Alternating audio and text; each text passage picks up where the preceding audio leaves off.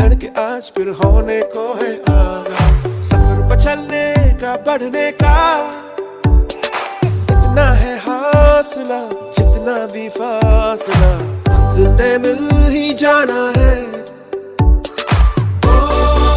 ख्वाबों से आगे जाना है, हम ही से तो उम्मीदें, हम ही से तो दिलासा है, हम ही पे निगाह है, हम ही पे भरोसा है, हम में है हीरा। থ্যাংক ইউ সো মাচ সবাই আজকে নিজের টাইম বার করে এখানে আসার জন্য। সবাই বাইক এন্থুসিয়াস্ট বা বাইক রাইডার র্যালিস্টও আছে আমাদের এখানে। তো আমরা আর অপেক্ষা করবো না, এবারে ইভেন্টটা শুরু করি। অনেকক্ষণ যারা অনেকেই এসছো, যারা 7:30 8টা নাগাদ চলে এসছো, আর ওয়েট করা হবে না, তো আমরা শুরু করি। আচ্ছা, তোমরা সবাই জানো এক্সপালস 200 বাইকটা অনেকদিনই বেরিয়েছে, কিন্তু এটা ওটার একটা নতুন বেরিয়েছে 4 ভ্যালভ, যেটা একটু এক্সট্রা ফিচার্স আছে। इंडिया कर रहा है नई যেটা शुरुआत আরো और রিফাইন, इसको रफ्तार दे रहा আরো है ভালো हीरो। পারফরমেন্স, লাইটও এনহ্যান্সমেন্ট আছে। তো ইভেন্ট শুরু করার সময় আমি আগে বাইকের ফিচার্স কি সেটা আমরা বলি, তাই না? সবাই ওয়েট করছো যে বাইকে কি আছে না আছে সেটা জানার জন্য। তো আমি মিস্টার সৌমেন, আমাদের হাইটেকের এমপ্লয়ি, সৌমেনকে রিকোয়েস্ট করবো, সৌমেন একটু চলে আসো। যেটা আগে আপনারা জানতেন যে এক্সপালস 2V যেটা আমাদের ছিল, সেই গাড়ির থেকে মেইন ডিফারেন্স, মানে গাড়ি তো সবই আপনারা জানতেন, আগে অনেক ডেমনস্ট্রেশন হয়েছে, ইউটিউবে অনেকে আসেন, ইউটিউব আগে ভিডিও করেছেন, তো সেটা নিয়ে আলাদা করে যাচ্ছি না। মেইন যেটা আছে, যেটা গাড়ির সাথে কি ডিফারেন্স, কি ডিফার করেছে সেটা আমি বলি আপনাকে। তো মেইন যেটা করেছে, আগে যেটা আমাদের ছিল এক্সপালস 2V-তে, যেটা অনেকের কাছে একটা ব্যাপার ছিল যে গাড়ি তো নো ডাউট ভালো গাড়ি, অফ রোডিং করার জন্য খুবই ভালো, কিন্তু একটু পাওয়ার পিক আপ দিলে বেটার হয়, যেটা অনেকের কাছে অনেক রাইডারের কাছে প্রশ্ন ছিল।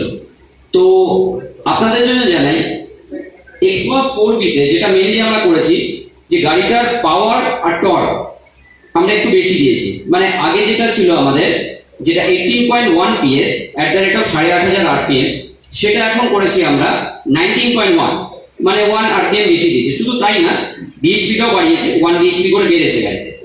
আর সাইমালটেনিয়াসলি আপনার টর্কটাও যেটা ছিল, যেটা 1 mm করে টর্ক বেড়েছে আপনার, যেটা আগে আপনার ছিল 17, সেটা হচ্ছে 18 করে টর্ক বেড়েছে।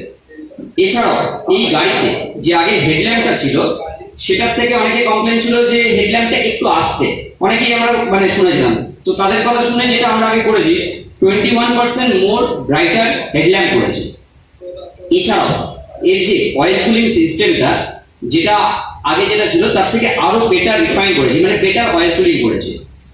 এছাড়াও এই গাড়িতে যেটা দেখবেন, যেটা আগে যেটা আমাদের কাস্টমার অ্যাঙ্গেল, যেটা আমাদের ব্যাংক অ্যাঙ্গেল সেন্সর আমরা যেটা জানি, নর্মালি যে bank angle sensor as per automobile sector 45 degree অ্যাঙ্গেলে গেলে গাড়ি বন্ধ হয়ে যায়, সেটা এখন 27 ডিগ্রি অ্যাঙ্গেল অবধি করেছি, যাতে গিয়ে যেটা অফ রোডিং আপনার ফিলিংটা থাকে, যাতে গাড়িটা একটু বেটার বেন্ডিং হলেও কিন্তু গাড়িটা চট করে বন্ধ হয় না। যেটা অনেকে বলতেন যে অফ রোডিং গাড়ি, এটা তো করাটা স্বাভাবিক। তো এইসব চেঞ্জেস গুলো আগের থেকে একটু আমরা করেছি, যেটা আই থিঙ্ক আরো বেশি রিফাইন। এবং গাড়ি হয়তো আপনার টেস্ট রাইড রয়েছে, টেস্ট রাইড করবে, টেস্ট রাইড করে হয়তো বুঝতে পারবেন যেটা বেটার কতটা আপনাদের কাছে লাগছে। তো আই থিঙ্ক আজকের এই প্রোগ্রামটা সেই কারণেই করা, যে যাতে চেঞ্জেস কি কি আছে সেটা আপনাকে বলা, আর গাড়ির নো ডাউট ইন্ট্রোডাকশন বাড়িকে আপনাকে আরো বেটার বোঝাবে যে গাড়ি সম্বন্ধে কি কি আছে না আছে। ঠিক আছে, বাড়ি অফরোড রাইড করা বা অফরোড এক্সপিরিয়েন্স যেটা ওরা করে এসছে, তো সেই ক্ষেত্রে মানে তারা কি কি চ্যালেঞ্জেস ফেস করেছে, আই হোপ তুমি নিশ্চয়ই জানো এক্সপালস বাইকটা কিরকম বা চালিয়েছো। হ্যাঁ, তো সেই তোমার ওই ট্যুরিং এক্সপিরিয়েন্সে যদি তোমার কাছে এক্সপালস হতো, বা তোমার বাইকের কি কি ডিফিকাল্টিস ফেস করেছো, কি কি অ্যাডভান্টেজ পেয়েছো, সেইগুলো যদি একটু শেয়ার করো, সবাই আমরা শুনবো, তাই তো? সবাই জানো আমি যে ব্র্যান্ডের বাইকটা ইউজ করি, অবভিয়াসলি সেটা আমার খুব ফেভারিট ব্র্যান্ড এবং বাইকটাও খুব ফেভারিট। বাট সেটার সাথে সাথে কিছু ডিফিকাল্টিস থাকে সেই বাইকটার সাথে। যেমন সব থেকে বড় ডিফিকাল্টিস হচ্ছে বাইকের ওয়েট।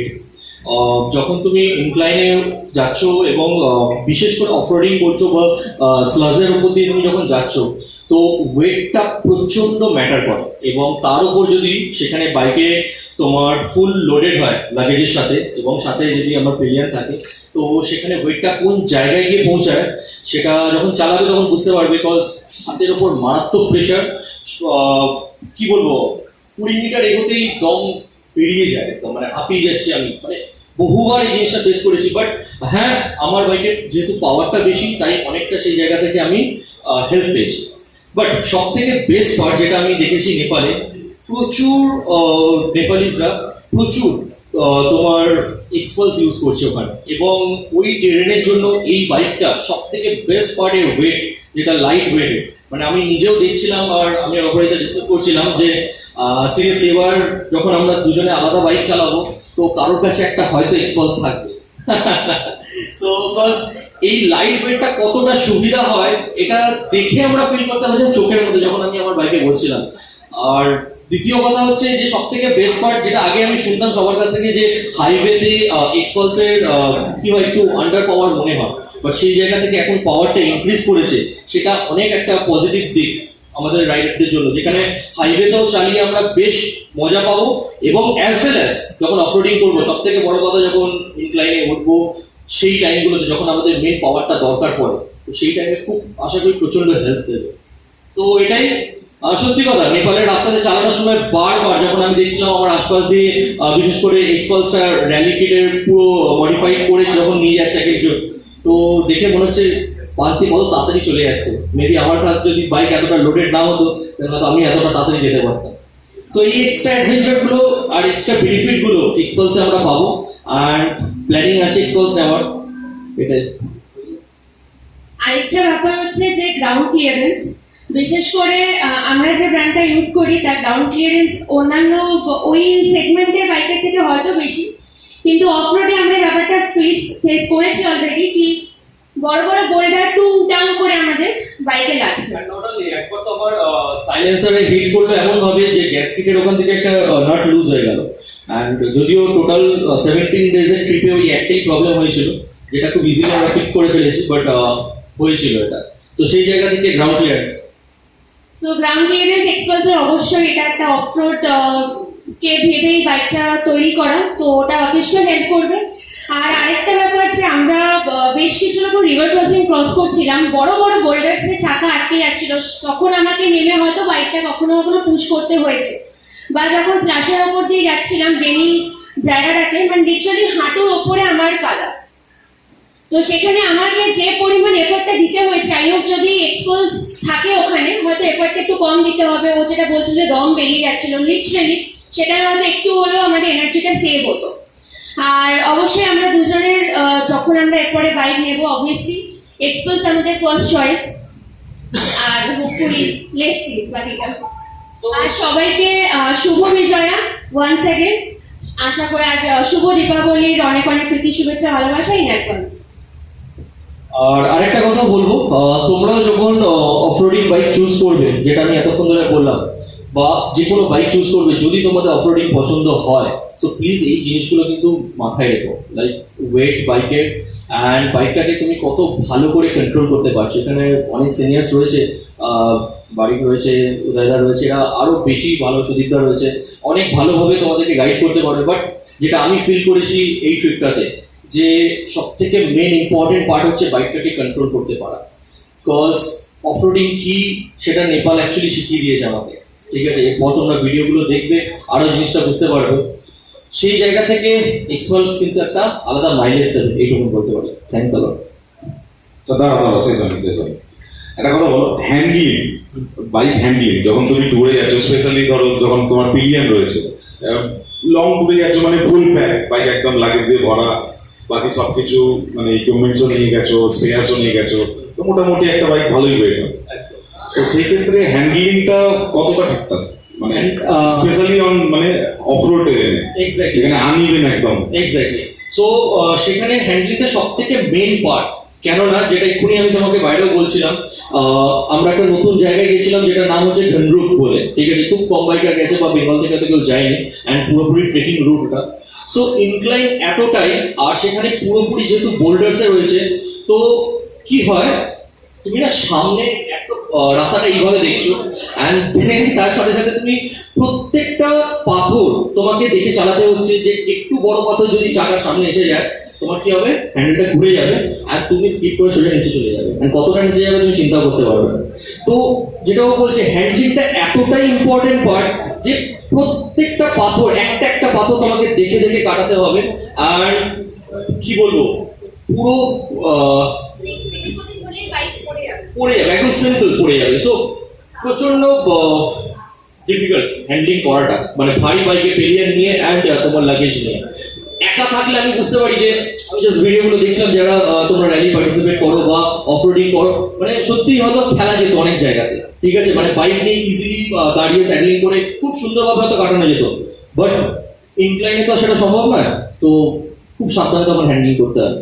তবুও আমরা যখন ট্যুরে যাই, তো আমরা কি করি, আমরা একটু কসাসলি চালাই। একদম, কারণ আমরা এটা ঘুরতে এসেছি, একদম। সাবধানে ঘুরবো, এনজয় করবো, একদম। আবার সেফলি ফেরত যাবো। একদম। তো সেক্ষেত্রে আমরা রিস্ক অনেক কমই নিই, একদম, আমরা সবাই তাই করি, তাই তো? একদম। সেখানে স্পিডটা অনেক কমে যায় আমাদের, লাইক হয়তো 10-20 ম্যাক্সিমাম জায়গায়, তো মানে ওই সমস্ত ইনক্লাইন গুলোতে 10-20 মধ্যে আমার স্পিড ছিল, যেখানে হ্যাঁ, আমি নিজের রাইডিং স্কিলটাও আমরা ইভেন 100% ইউজও করি না, পরে কারণ সম্ভব আমরা একটা সেফ জোনে চালাতে হবে, একদমই, যেন সেফলি বাড়ি ফিরতে হবে, এটাই মাথায় রাখতে হবে। একদমই তাই। আর সেখানে 1 ইঞ্চের এদিক ওদিক তো তুমি খুব বাজেভাবে আচ্ছা, এবারে বলো যে ধরো তোমাকে ইনক্লাইনটা বলছিলে বা বোল্ডার সেকশনগুলোতে সাসপেনশন কতটা ইম্পর্টেন্ট বা সাসপেনশনের রোলটা কি থাকে? হ্যাঁ, এইখানে আমি তোমার experience এ একদম একদম একদম। এখানে একটা বলি, সত্যি কথা বলতে সাসপেনশন একটা বড় পার্ট প্লে করে, যেমন রাইডার, তার সাথে সব থেকে বেশি প্লে করে হচ্ছে পিলিয়ন রাইডারের জন্য। যে কি বলবো তোমাকে, সে যদি হালকা ছোটখাটো পাথর থাকে পুরো ট্রেনটাতে এবং মোটামুটি স্মুথ একটা রয়েছে, সেখানে সাসপেনশন, যেরকম আমার সাথে আরেকটা ব্র্যান্ড ছিল তোমার, নিশান বলে একজনের কেটিএম ব্র্যান্ড ছিল, তার মোনোসকার ছিল, সো খুব ইজিলি সে সেখানে যাচ্ছিল, এবং অন্যান্য অফরোডিং বাইকের যাদের মোনোসকার রয়েছে তারা খুব ইজিলি সেই জায়গাগুলোকে ম্যানেজ করে। বাট আনফর্চুনেটলি আমার সেটা নেই, আমার দু সাইডে সকার রয়েছে, তো সেখানে একটু প্রবলেম হয় এবং কি হয়, ব্যাক পেন হালকা হওয়ার চান্সেস থাকে। বাট যেহেতু আমার সিটটা মডিফাই করা, সেই জন্য অতটা আমি ফিল করি। বাট সকার কিন্তু প্রচন্ড একটা সাসপেনশন এবং সকার দুটোই কিন্তু মারাত্মক রোল প্লে করে সেই জায়গাতে। চলো, থ্যাংক ইউ তোমার এক্সপিরিয়েন্স শেয়ার করার জন্য। আচ্ছা, আমাদের এখানে আর একজন আছে খুব এক্সপিরিয়েন্স, আমি আমার মতোই ঘুরে বেড়াতাম, কিন্তু ইন্টারেস্টে এমন একটা জায়গায় গিয়ে পৌঁছেছিল, লাস্টে খুঁজে আমি লোকটার কাছে গিয়ে পৌঁছেছিলাম, নাহলে আমি র্যালি করবো, আমি জানি না। তো তারপর থেকে আলাপ হয় যে যত কিছু আমার গাইড করে ইনিশিয়াল লেভেলে এখনো করে, উদয়দাই করে, আমি শিখছি। না সেটা না, গুরুই থাকে। তো আচ্ছা, তুমি বলো, তুমি একদম ইনিশিয়াল লেভেল থেকে, মানে 2 স্ট্রোক থেকে শুরু করেছো, সবই চালাচ্ছো, এখনো অবধি তুমি র্যালি করছো। র্যালি কত বছর হলো? 2008 7-8 হ্যাঁ, আরম্ভ হয়েছিল RX-135। হ্যাঁ, তো এবার যেটা বলি, তুমি টিভি থেকে দিয়ে দিলাম, কিন্তু এত রকম, এত সেগমেন্টে, এত ক্যাটাগরির বাইক চালিয়েছো, তোমরা এখন এক্সপালসও চালাচ্ছ, তো এই সব বাইকগুলোর মধ্যে আর এক্সপালসের মধ্যে তুমি নিজে কিছু ফিল করো নিশ্চয়ই, কিছু ডিফারেন্স আছে বা কিছু অ্যাডভান্টেজ আছে, কিছু বেনিফিট আছে, সেটা একটু শেয়ার দাও। আমার এটা আমরা শুনতে চাই। ইম্পালস আছে, এক্সপালস আছে, কেটিএম আছে, হিমালয়ান আছে, কিন্তু প্রত্যেকটা বাইক প্রত্যেকটা ট্রেনের জন্য আলাদা আলাদা। তুমি যদি আমি আগে হিরোর কথাই বলেছি, মানে এক্সপালসের কথাই বলছি, যখন আমি এক্সপালস চালাই, দ্য বেস্ট ফিলিং আমার হচ্ছে এক্সপালসের মতো স্ট্রেট লাইন স্টেবিলিটি বলে, মানে স্ট্রেট তুমি যদি এবার রাস্তায় যাও, ওই বাইকটা যেরকম স্টেবল চলবে, এখন অব্দি অন্য কোনো বাইকে আমি ওই স্টেবিলিটি পাইনি। কর্নারিং স্টেবিলিটি যদি বলো, ইম্পালসের উপর কোনো বাইক এখন অব্দি ট্রিলিয়ন মার্কেটে আসেনি। চলো,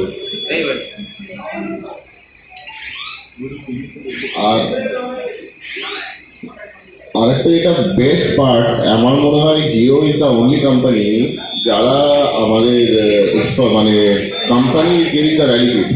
আমি মানে র্যালি করি বলে আমি র্যালি দিকটা বেশি জানি, টুরিং আমি খুব একটা করিনি, গেছি সব জায়গায়, কিন্তু যদি কেউ বলে যে ওখানে কী ছিল আমি বলতে পারবো না, কারণ আমার চোখ ছিল তাই রাস্তার দিকে, পাশে কিছু না দেখলে আমি ছাদে চলে যাবো।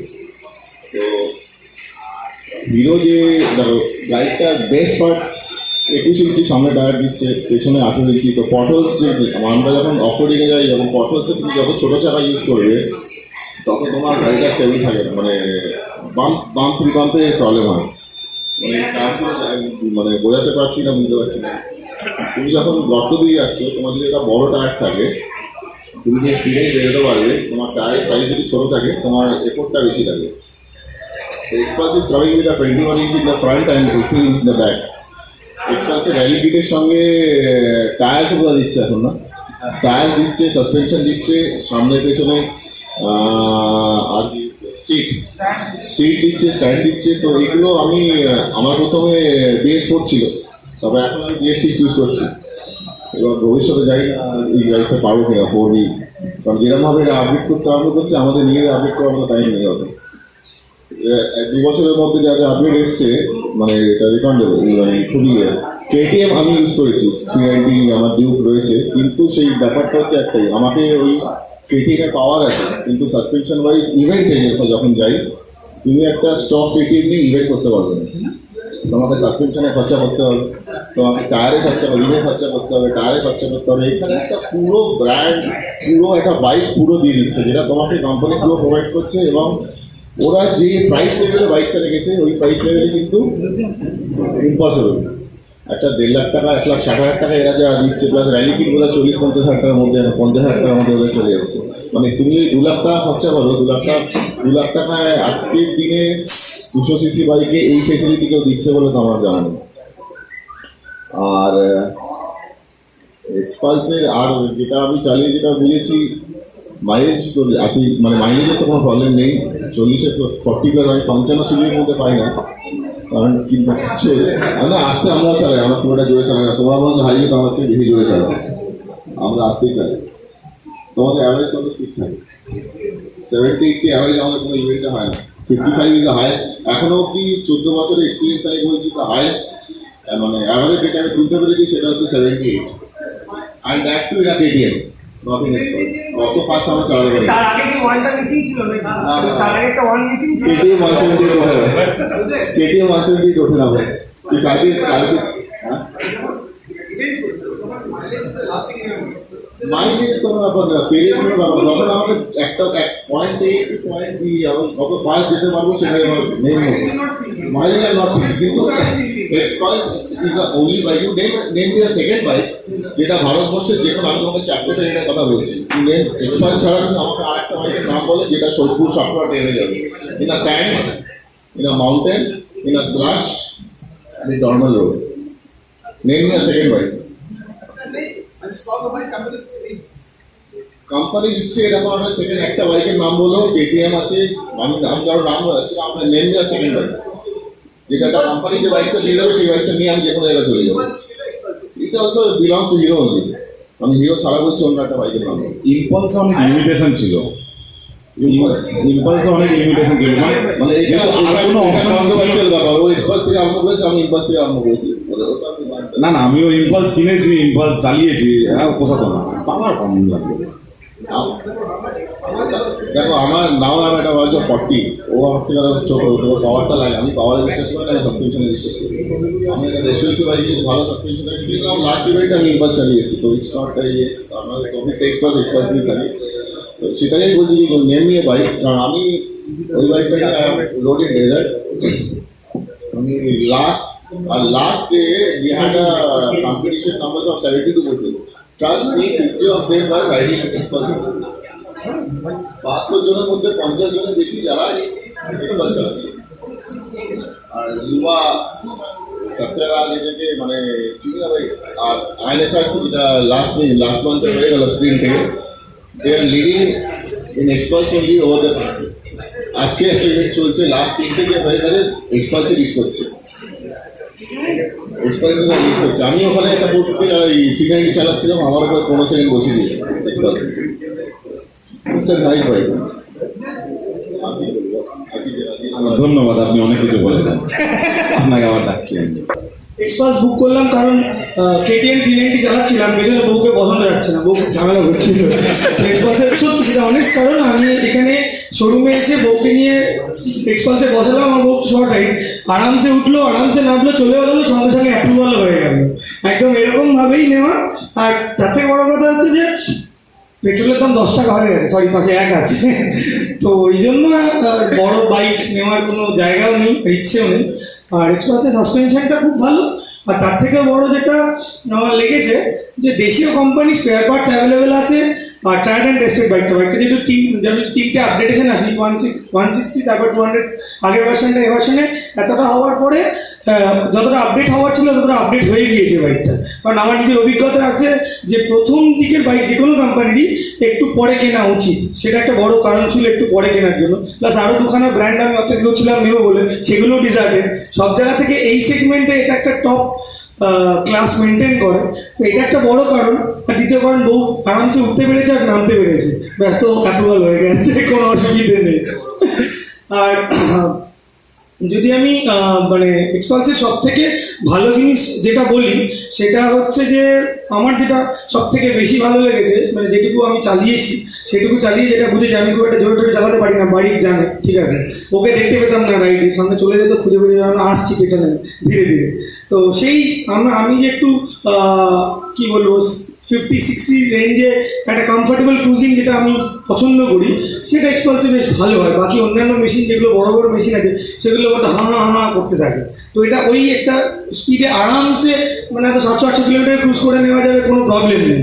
আর পাহাড়ে তো আমি নতুন করে কিছু বলতে পারবো না, পাহাড়ে যা হচ্ছে আমি রিসেন্ট ফেজে প্রচুর লোকজন ফেসবুকে দেখছেন, মানে আমি সিদ্ধান্তাকে দেখলাম রিসেন্টলি দারুণ চালাচ্ছে, সিদ্ধান্তের সাথে কথা হচ্ছে না, কিরম পারফরমেন্স, বলো দারুণ লাগলো। আমার পরিচিত অ্যানি বলে একটি ছেলে আছে, অ্যানি ও চালাচ্ছিল, ওকে বললাম কিরম লাগলো, বলো দারুণ লাগলো। আমার পরিচিত 2-4 জনকে যারা দেখলাম তারা প্রত্যেকেই এটা বলতে পারলো যে পারফরমেন্স ওয়াইজ খুব ভালো।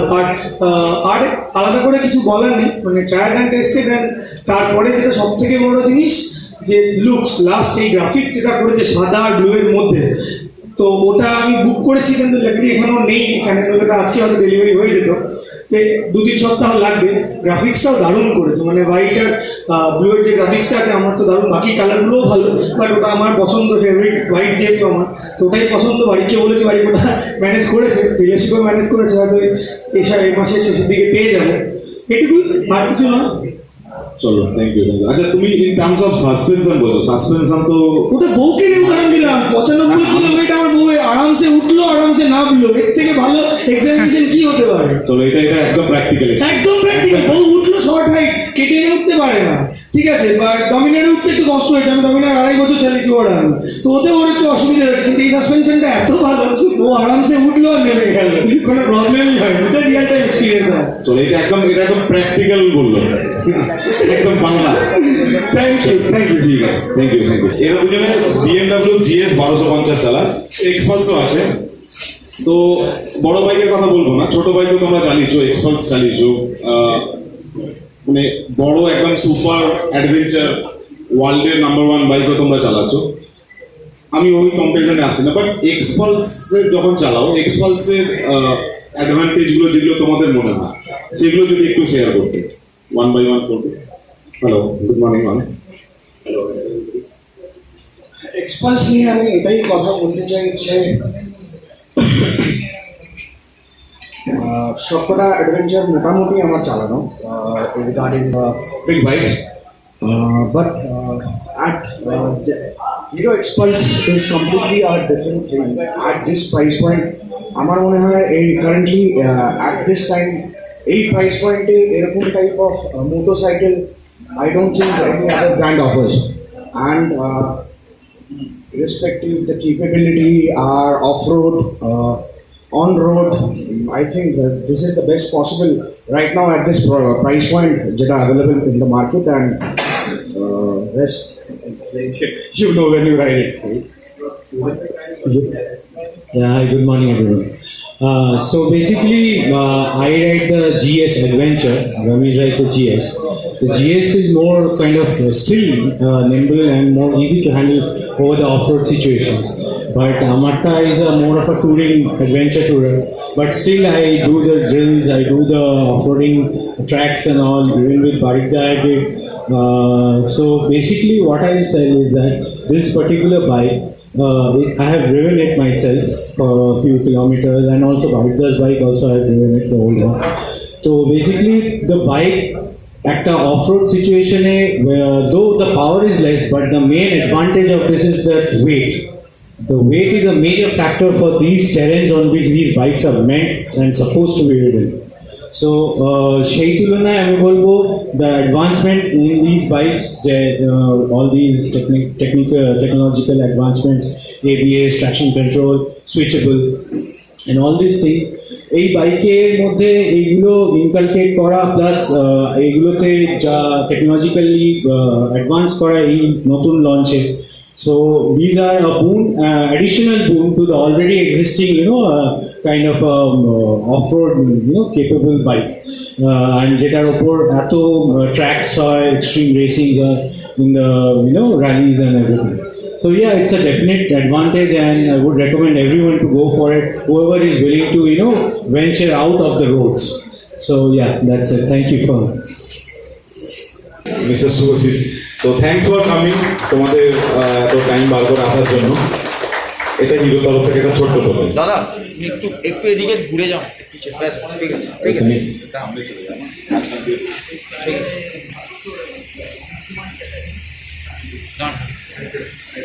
তো মিস্টার উদয় গাঙ্গুলি, প্লিজ একটু আসবেন।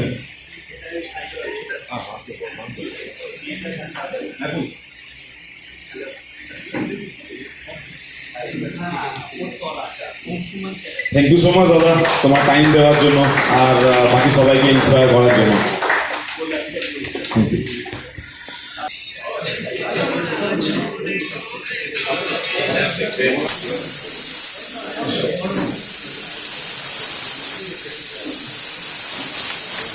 The new adventure machine. So let the adventure begin. As we know, the all new Hero X-Pulse 200 4x. Let's hear more from our national rally champions themselves. So Satya and Yuva, what's the কেমন লাগছে নতুন দাদা?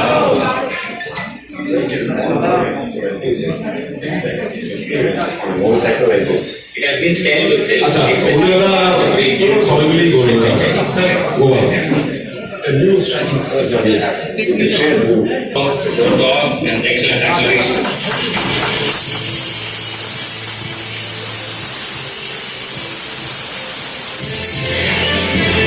Definitely, it enables you guys to ride harder and faster. Even in top gear, the suspension and engine smoothness leaves you guys absolutely speechless. Exactly. I just revved up to the maximum and it just picked up. By the looks of it, the high tensile steel frame, all-set chassis, and its 10-step adjustable mono suspension wins it. Hiba, what do you think about this? Yes, I feel it is born to race in the tough rides. It has superior strength, responsive handling, and unparalleled control, along with a two-step brake pedal, which helps you more control and grip. You are riding the Rally Kit bike. I came across the very cool and interesting features on this motorcycle. It has got specially built rally-tuned suspension along with rally tires. Adding on the list of it is also the enhanced ergonomics. You wanna ride? Yeah, let's kick some dirt.